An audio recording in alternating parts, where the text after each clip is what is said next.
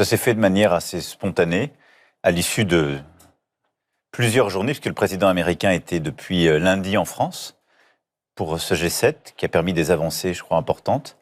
Et l'accord s'était conclu quelques heures plus tôt, et il devait être finalisé. Il y a eu des allers-retours entre la partie iranienne et la partie américaine. Ça s'est finalisé dans les dernières heures de ce G7, et c'est ce que, au fond, les équipes ont décidé. Le président a trouvé bon de faire. En tout cas, il était bon que ça n'attende pas, que ça puisse être signé dans ces termes, et qu'un nouveau moment commence. Donc ce sont les Américains qui ont souhaité le faire à Versailles. C'est un accord commun. Bon.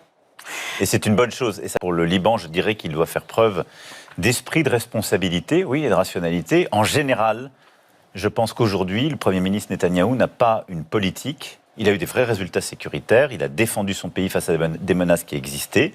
J'ai été en désaccord avec lui sur ce qu'il a fait à Gaza, et c'est très tôt parce que je considère qu'il n'a pas simplement lutté contre un groupe terroriste, et là c'était légitime après l'attaque du 7 octobre 2023, mais qu'il a touché des populations civiles de manière injustifiée.